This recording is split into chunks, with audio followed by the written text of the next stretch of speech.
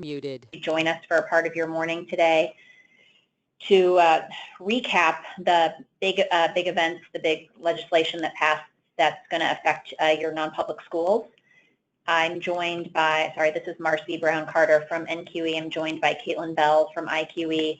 And we thank her very much for putting together this presentation, and much more than that, for spending so much of her time between January and last week at the State House, not only following these issues, but influencing them on all of our behalf. So Caitlin has put together a great presentation to walk you through everything. Please feel free to ask questions throughout the presentation in the little text box that you should have on the right side of your screen. If there are any tech issues, please send a note. We'll see what we can do. And with that, I guess we'll get going. Thank you, Marcy, and good morning, everyone. I'll do my best to make this short and painless for you all, but here's kind of an overview of what we want to go through. Certainly the state budget and school funding in general and how that impacts all of you, a number of choice-related provisions in the budget bill, several major K-12 legislation, several bills that I'm sure you all have heard of that will impact you, but wanted to just update you on some of those key agenda bills were, and then just a variety of bills that have some impact to you and the students you serve.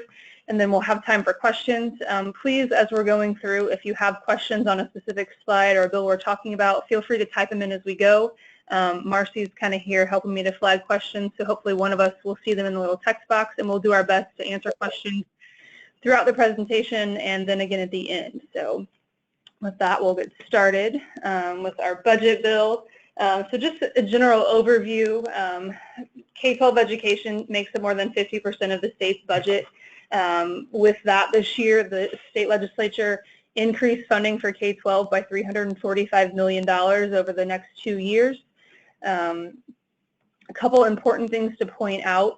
We will be returning to a single count date for funding purposes. So beginning in this upcoming school year, the count date that will be taken in September will be the count date based on funding. So there will be no spring. There will be a spring count, but it will only be used for informational purposes. So as you all know from the voucher perspective, the DOE payments come after the DOE has their count date, makes sure where students are. Hopefully this will speed that process up when it comes to the spring semester timeline. But just wanted to let you know of that change. And again, it does start this coming school year. The foundation amount in the budget, so that our per pupil amount will increase for every single student because the foundation went up. So we're going from, every student gets, every school gets a funding formula that has a foundation, which is where the majority of the money is, and there's complexity added onto that, and a few other things like honors and special ed. But the increase of the foundation will certainly have an impact on the amount of how much is eligible for a student who receives a voucher. So we're going from $5,000 currently on, this is a statewide average, as you know, every school has, variables, up to $5,300 in fiscal year 19. So keep that in mind as you try to plan for what your potential voucher amount could be. This could likely cause a small increase in what the total voucher could be worth. The special ed, there are several different categories of special ed funding. The legislature increased the funding for the severe category from $8,800 to $88,976 in fiscal year 18, and then up to $9,156 in fiscal year 19. So if you're serving special ed students in that category, you will notice that impact as well. Some school choice specific provisions in the budget bill. Probably the biggest victory for school choice this session was the increase in the tax credit scholarship cap. So as you all know, right now we're at $9.5 million. We've hit that cap well early on into the fiscal year. So the cap for fiscal year 18, which begins July 1, will increase to $12.5 million. And then it will increase again in fiscal year 19 to $14 million. So it's a great bump for the program. The House version that passed at the first half of session included a bump. It started out as a 12.5 bump in fiscal year 18 and then put an automatic escalator in. We would have loved to see that automatic escalator so that it automatically bumps up every year moving forward, but the Senate has never been a fan of that automatic bump. So we were thrilled to get the 12.5 and then a second bump in the second year. So hopefully that gives you all some more fundraising flexibility as we enter into the next fiscal year beginning in July. The Secured School Fund, so there's a pot of money that has been set aside in the past for traditional public schools to access funding to do things for building security and school safety grants. So this year there's a small pot of that money, $500,000 each year with a biennium, so a total of $1 million that's set aside specifically for accredited non-publics. So there'll be a grant from the Department of Homeland Security. Any schools that's interested will be able to apply through them. They will prioritize that funding for schools that have demonstrated a heightened risk or need for some increased safety funding. I know many of you have heard about the voucher line item. We tried to talk and communicate with many of you at the session that the Senate budget removed the voucher from the general tuition support funding pot and made it a separate line item. We saw an example on the Senate floor during second reading. There was a senator who tried to amend the bill to cap the amount of money for the voucher program, which would have essentially capped the number of students that are eligible to get a voucher and potentially mean that some kids who are already on a voucher would have to be turned away because there wasn't enough money in the program. So that was a huge battle for us. At the end of the day, the final budget that passed does not have the voucher in its own line item, which we're very thankful for. The voucher funding is included in the entire pot of money where we fund all students. So we believe in funding that follows the child, not a specific school system. So we're very happy to see that. One disappointment, and many of you remember from last year in Senate Bill 334 that was passed, created a second voucher window. So it would have allowed for a second semester application period for students who were kind of caught in the middle. Maybe they dropped out, or a family that had to move from one school to the next in the middle of the year. This would have allowed them the flexibility to access a voucher beginning for the second semester. Since the Senate, or since they decided to go back to one funding, the fall funding count date instead of two funding dates, two count dates that I mentioned on the first slide, they also got rid of the second application period. We've battled on this for a while. I think I saw someone from the crossing pop on. We worked very closely with those folks. I mean, I think, when we passed 334, this had a huge impact on that school and the students they serve. There was some language that we worked with the Senate to kind of provide another avenue for those kids who may be dropouts, and so that they can continue serving those students. So while we're disappointed that the second window is no longer there, we kind of took a step backwards there. We hope that the impact will be minimized by that accountability language that was tweaked for the crossing. Moving forward, so this is where we'll start on kind of a handful of bills that everyone in the education committee were talking about, and I'm sure that we're all tired of hearing about assessment and ISTEP. I think we're in the last or close to last week of ISTEP testing. I know my kids are excited for it to be over, but looking at House Bill 1003, which was the assessment bill, essentially this bill models very closely what the ISTEP summer study, that group of educators that came together to make recommendations on a new assessment system. It models very closely what that recommendation was. So it starts off, we'll have a new assessment, the iLearn assessment, beginning in the 18-19 school year. So ISTEP, as you know it now, will be iLearn in spring of 19. The biggest change that you may notice will be that we're going to move to a single testing window, and it's going to be at the end of the school year, as close to the end of the school year as possible. We've given the state and the Department of Education a lot of flexibility to determine, what that window will look like, when it opens, when it closes, how close to the end of the school year can you get it.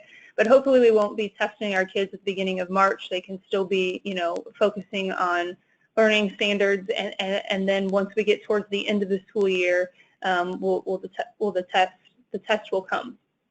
There is an opportunity for Hoosiers teachers to grade. We heard a lot of testimony over the summer, states who have tried this out. So no teacher will be forced to do it, but it gives them the opportunity and kind of a professional development opportunity to grade the written portion of any assessment.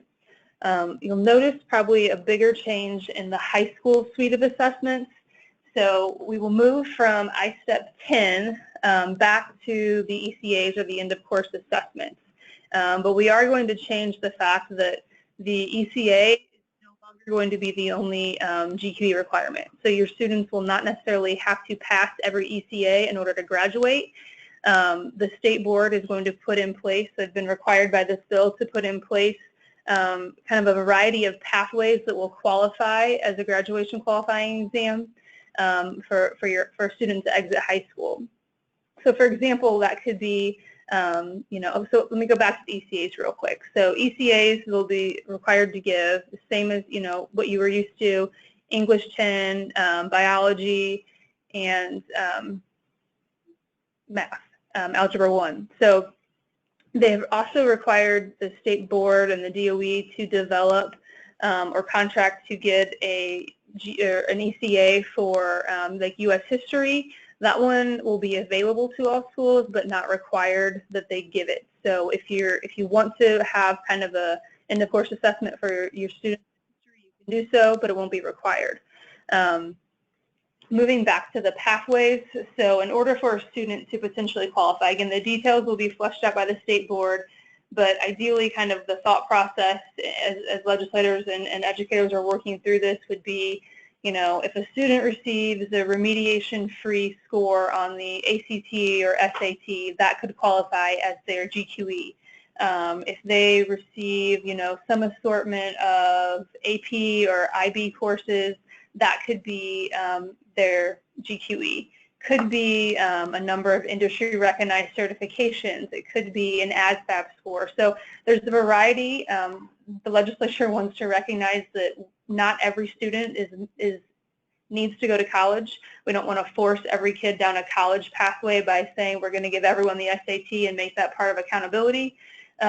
So we've given them the flexibility to kind of set this process up, to give schools and students the most flexibility to make sure that whatever their post-high school graduation plan is, that they'll be set up for it as best as possible. Optional benchmark assessments that you all know now is the formative. Non-public schools will continue to have access to the formative assessment grant and the budget. However, the state board is going to be required now, moving forward with this new assessment system, that any formative or benchmark assessment that they give out grants to schools for, those assessments must be aligned to the summative. So that's one piece of feedback we heard from a lot of educators throughout the summer, is that the benchmark assessments don't really do us any good if it has no alignment to the summative. So we really want to know how our kids are tracking. So hopefully that will all be a little more streamlined moving forward. And then, as I mentioned before, this really gives the DOE and the state board a fair amount of flexibility. So they'll be the ones in charge of the RFP process, working with vendors to try to figure out exactly what the test will look like. The new iLearn could look a lot like ISTEP from how it's given, or it could not, right? If a vendor comes forward and has an adaptive model that meets all the qualifications and requirements designed, required by federal law, that could very well be the test in place that'll be used for the 18-19 school year. So the DOE will be working with the state board on kind of the RFP process and moving forward with the next steps in creating this new assessment. So as those details and information become more available throughout the summer and the interim, we'll do our best to keep you updated on that process.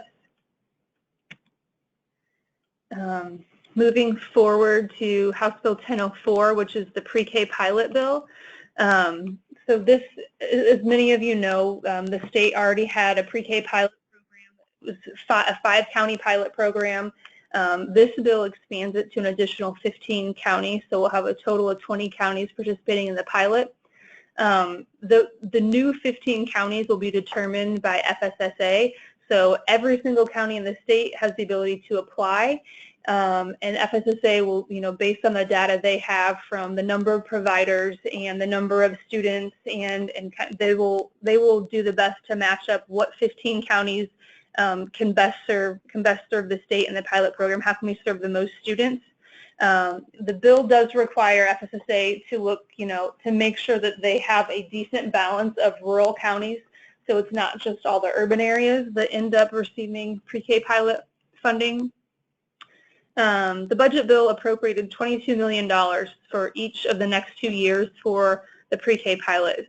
Right now, under our current funding levels, there are $12 million each year that is going into the pre-K pilot. So we've added $10 million each year to the program.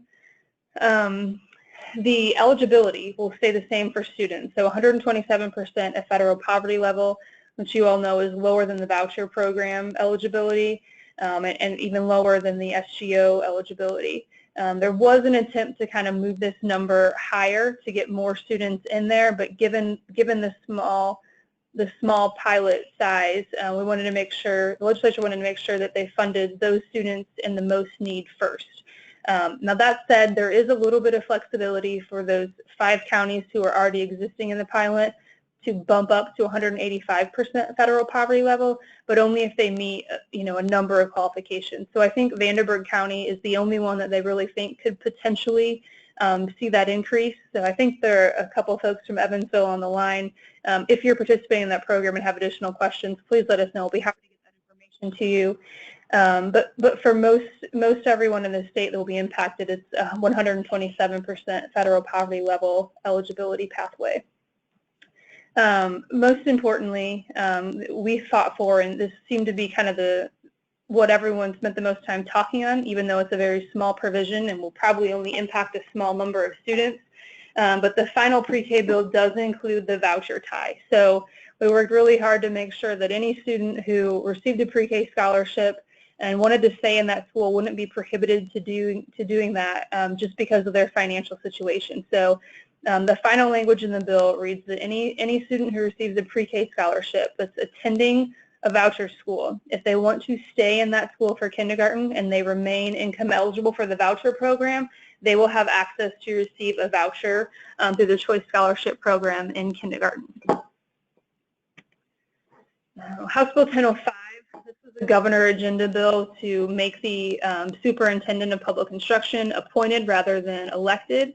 The bill ultimately did pass. It wasn't exactly in the form the governor pushed for, but it will require an appointed Secretary of Education beginning in 2025. So we will have one more election of a superintendent, and then we will go forward with appointing that. There are some qualifications that the governor will have to abide by when selecting the future Secretary of Education.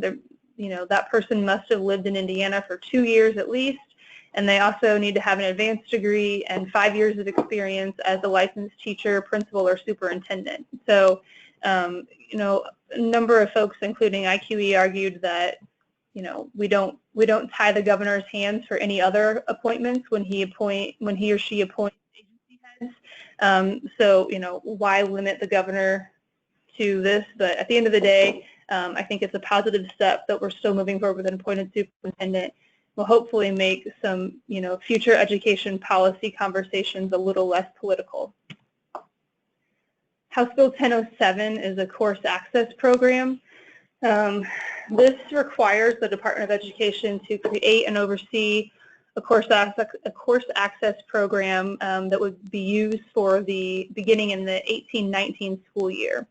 So the department's going to have to set up all the work, vetting course providers, looking at what those courses would offer, what the fees will be, and setting that all up, making the list available to all schools and all students in the state. So it's really set up to allow a student to be the person choosing. Schools do have some ability to say, yes or no based on their current academic load. But any student who's pursuing an Indiana diploma or recognized, CTE course can participate in this. Funding will be kind of based on where that kid is. So if the student attends a traditional public school, the funding for that course will come from the traditional public school, so from the per pupil amount that the state gives each school. And again, that fee will be set by the department. The state board is going to kind of promulgate rules around the funding piece of this, and that's where the kind of non-public school access will come in. So potentially, if you have a student, this could work great for some students. It's a way to keep students in your building if they maybe want to take a course that you can't offer. It's also a great way for schools to kind of focus on what they're really good at. But if, from an efficiency standpoint, if, I can partner with a neighboring school corporation and offer this course, as opposed to having to hire a teacher and have the capacity to do that, it kind of opens up the box and flexibility for everyone. But so the funding piece for the non-pub schools is kind of yet to be determined. But likely it will be the student will have to pay for that. The school could pay for it if they want to. But again, all that will be determined and kind of worked through with the state board and their rule process over the next year. So on to a number of kind of miscellaneous bills that will have an impact on non-public schools and the students that attend those schools. Starting with House Bill 1384, the various education matters bills. So there's a lot in there. I think kind of some of the priorities for the non-pub world will be that this kind of clarifies and makes it clear that the State Board of Education has the ability to new non-public school in year one of operation. So over the past, handful of years, there have been a variety of interpretations about when the state board can actually accredit a school. Most recently, attorneys have said, well, the school must be in operation for at least a year. We wanted to make sure there was some flexibility so that if a school comes in, maybe they're coming from out of state and have, a great track record elsewhere. Maybe it's a group of people trying to replicate an existing school that's serving students very well in the state already. But we wanted to make sure there was an easy pathway for accreditation that, if the state board finds that this potential school, meets all the check marks, they have reason to believe it's going to be a great school, they can accredit it in year one, and which would allow that school to receive voucher and SGO dollars in year one. There's also an appeal process when it comes to voucher schools and their letter grade and the accountability that happens with that. So as you all know, voucher schools have a much higher level of accountability under our A through F system than any other type of school in our system. So, after 2 years of D or F, you can no longer take new voucher students. 3 years of D and F, you can't take any, and it takes 2 years of a C or better to actually be able to take new students. So as we know, we've seen with the changes in standards and tests and letter grades may not fully tell the entire story of what's happening at your school and your students. So there's language in 1384 that gives voucher schools the same ability that traditional public schools and charter schools already have to kind of appeal to the state board and say, I know this is what our letter grade says, and I know this is what it's supposed to mean for accountability and what students we can take. However, we believe for reasons X, Y, and Z, and we can show you that our students are still improving academically, that we should be able to continue to take new students. So we don't believe it'll be used that often. I mean, there aren't that many schools that have fell under these consequences yet. But it is just another pathway and flexibility for schools who may find themselves in a unique circumstance that will allow them to continue serving students. So we're excited for that opportunity. There are also a couple provisions in 1384 about mobility and homeschool exit codes. We've seen around the state, a number of bad actors from the traditional public school setting that are, essentially dumping kids. So kids that may come to them in high school and that are credit deficient, aren't on track to graduate. They will exit those students as a homeschool student instead of a dropout student, which makes their letter grade look better. But so this bill tightens up that process. We've seen these homeschool students who've been exited from a school show up in a lot of places. Sometimes they end up on the street. They're not really in a school, sometimes end up in a virtual charter, sometimes they come knocking on the door of whatever school they can find, which could be a non-public school. So this language tightens up that process so we can hopefully avoid those students falling through the cracks. It also requires the state board to consider mobility of high school students when they're looking at A through F metrics. So as you know, with ESSA, the state board is going to have to take a look at potential changes to our current A through F metrics. We're in a good shape based on the current federal law, but we may need to make a few tweaks. This language requires them to also look at high school students who are credit deficient and moving back and forth from schools, and whether or not it makes sense, or if there's a way to, incentivize schools that take on these credit deficient students and help them meet the mark. In reverse, should there be any type of penalty for schools who are, finding a way to kind of dump students who are credit deficient? And then it also requires the department to make an annual report about high mobility schools. So I know, high mobility is an issue that student mobility is an issue that impacts all different types of schools. Some schools more than others, but wanted to make sure you were all aware of these provisions as we move forward. House Bill 1079 deals with teacher licenses and background checks. So I'm sure many of you remember, last legislative session there was, a number of news stories that talked about, teachers who shouldn't be in the classroom and the terrible things that happened to students because they were, and how do we go about fixing our background check system to make sure that everyone in a building, is safe to be around students. So last summer, the Interim Study Committee on Education kind of studied this topic, made recommendations. That work is essentially, the work product of that group is seen in House Bill 1079. So it will require background checks for all school employees. This includes school employees at traditional public schools, charter schools, and non-public schools, accredited non-public schools. So background checks for all employees every 5 years. Any new employee must have an expanded criminal history check and also a CPI check, which is a Child Protection Index check, which the Department of Child Services completes. They have closed this timeline. You had a 3-month window to do it from the time the employee was hired. They've narrowed this down to 60 days, which shortens it a little bit, but also feels like it gives everyone enough time to be able to get those checks in, and so that we limit the time that adults are with students before we have a finished background check on them. It also requires schools to contact references and the most recent employers when they're hiring an employee. And it also gives the Department of Education the ability to automatically revoke a license of any educator who's been convicted of, certain crimes. And so the court system is going to be required to update DOE weekly on here are new convictions. And DOE will then be able to go in and just automatically revoke. Currently, they have to have a hearing, which can take time, and at the end of the day, will leave some people in the classroom who shouldn't be in the classroom. So, moving forward, Senate Bill 30, the student school information. So this bill started out as kind of we want more information about voucher students. And what few legislators, I think, realized at the time and are beginning to realize is that we know a lot about voucher students and the numbers and what schools they come from based on the report that the DOE issues every year. So there was a school superintendent who came to their legislator and said, I want to be able to compete. I'm losing students in my school corporation. We have declining enrollment. I can't compete with neighboring schools if I don't know where my students are going.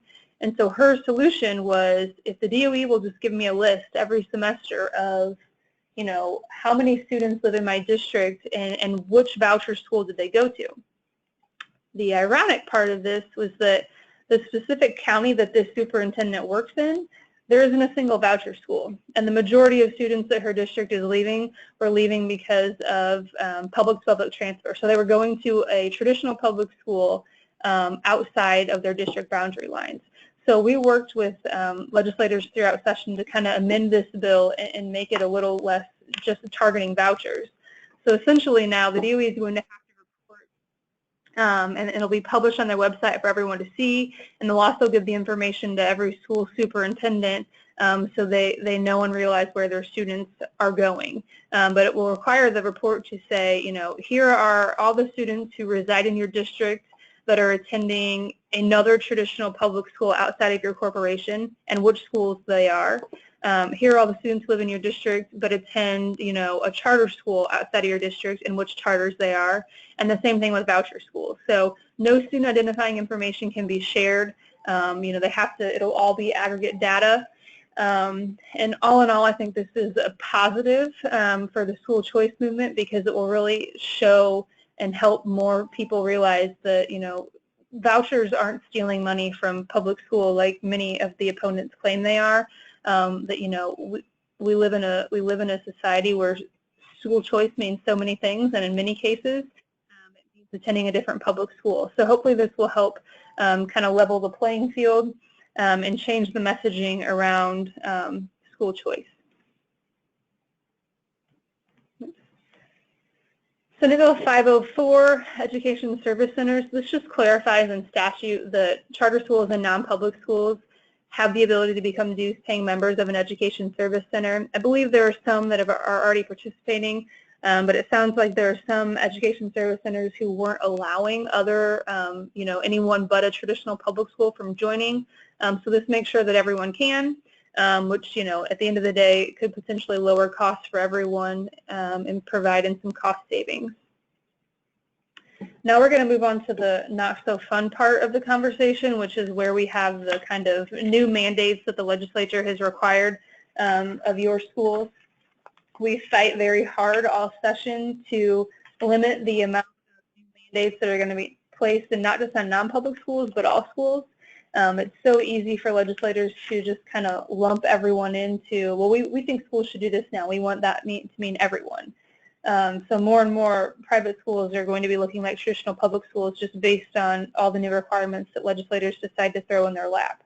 That being said, Senate Bill 29 and Senate Bill 337 require new school curriculum offerings. So Senate Bill 29 requires all school corporations, charter schools, and accredited non-publics to offer an Indiana Studies course. And then Senate Bill 337 requires them to offer an ethnic and racial groups study course. This has to be a one-semester course in high school. You have to offer this, right? If no kid signs up for it, you don't have to provide it. We worked to get some key language in this bill that will hopefully make the administration of this less burdensome for you all. So we talked earlier about House Bill 1007, the course access program. So we've required and made sure that, schools can qualify, schools can meet this qualification because we're going to require this to be offered on the course access program. So if you have two students who really want to take an ethnic studies course and you don't have the educator or the capacity to offer at your school, you can have that kid take it through the course access program.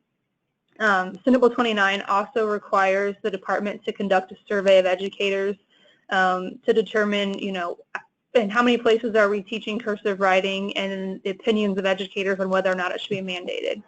So as many of you know, Senator Leising has for years tried to pass a bill that would mandate all schools teach cursive writing.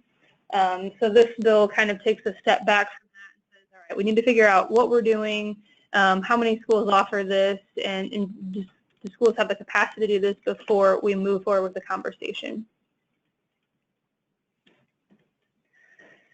House Bill 1430, suicide awareness and prevention. So this requires traditional public schools, charters, and accredited non-public school teachers who teach in grades 5 through 12 to participate in youth suicide awareness and prevention training every 3 years.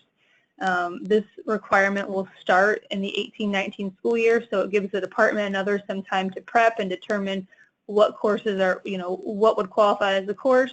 Obviously, suicide is a very delicate issue that impacts many of our families across the state, and we all want to do everything we can to prevent that whenever possible. There was a fair number of conversation about whether our schools are the right place to do it, and how much do we keep piling on schools to say, you know, we have a societal problem, so let's turn to our schools to fix it. So you'll notice in this next bill I'm going to cover, Senate Bill 355, which is child abuse education and policies. Part of this bill also included a requirement for the Education Summer Study Committee to talk about all the different teacher training requirements that we've placed on our teachers so far, particularly those regarding student behavior and health issues. So Representative Baining, the chairman of the House Education Committee, hit on this point often throughout sessions that, you know, while these are serious and sensitive issues that, you know, we need to help our society address in some way, shape, or form, the right answer may not necessarily be let's require our schools to teach it. So we'll hopefully take a close look at that. But Senate Bill 335 also requires that traditional public, charter, and accredited non-pubs provide age-appropriate instruction on child abuse to students in K through 12. Again, this also begins in the 18-19 school year. If you have, you know, going back to the summer study topic, if you have specific examples or ideas on, you know, a variety of requirements that the state has placed on you all that, you know, maybe there's a better way to do it, we would love to hear any suggestions or concerns you have moving forward so we can provide some valuable input to the Summer Study Committee this summer. And that's all I had to cover. You know, we're happy to take any questions. If you've got them, feel free to write them in the box. And if you don't have any right now but think of some later, please feel free to reach out to Marcy or myself. I think we're going to make sure that, you know, we send that you guys have this presentation so you can look back at it. You know, we'll be working all summer with legislators on these issues and others, so we kind of pick all these apart and figure out what we need to do moving forward. I do want to just thank you all. So many of you took part throughout session. We had numerous calls to action to try to engage legislators on bills and issues that are important to all of us in non-public schools and the students they serve. We do have on our Action Center kind of a thank you up right now. If you haven't already, please take time to thank legislators for, you know, all the school choice victories we had this session. You know, we had some challenges along the way and a couple losses, but all in all, we had a great year for school choice. There's a lot of work yet to be done, and we're, you know, going to need your help in reaching out to legislators and helping them realize, you know, this is what our schools look like. These are the students we serve, and this is why school choice is so important. So you guys have been great partners. I know you'll continue to be. Please feel free to you know, send us any suggestions, recommendations you have on how to get legislators more involved. We're likely going to be trying to do a push this fall when school starts again to get more and more legislators in to visit a choice school. So if you'd like to, you know, participate and involve in that, let us know, and we will be happy to help get as many legislators to your school. That being said, one thing that we don't have enough of and that is very important when telling the school choice story is individual family stories. You all are the people who are the closest to families. If you've got, you know, a great student story or a family story about how choice has changed their life or, you know, made a difference, please let us know. We've got a place on our website that's dedicated to, you know, your stories, but legislators can only listen to my voice for so long and see my face for so long. What really helps them understand school choice is an opportunity to, you know, hear those individual stories, to meet with those students. So we'll continue to work on ways to connect legislators and choice families and choice leaders. But please feel free to share those with us. You know, we count on you all to connect us with some of those families. So any ideas or suggestions around that, we're always open to them, but really would like to kind of increase the number of stories we're able to share with legislators. So thanks in advance for any help you all can provide with that. I don't see any questions that have popped up, but again, if you think of any later on today or tomorrow or a week from now, please feel free to reach out to us and we'll be happy to help. Mary Aker just did send a note and say that if you have any stories that you'd like to share, you're welcome to contact her as well to collect those. And many of you are already communicating with her on a regular basis anyway. So thank you for that, Mary. Still seeing no questions, so I'll just thank you very much for spending part of your Friday morning with us.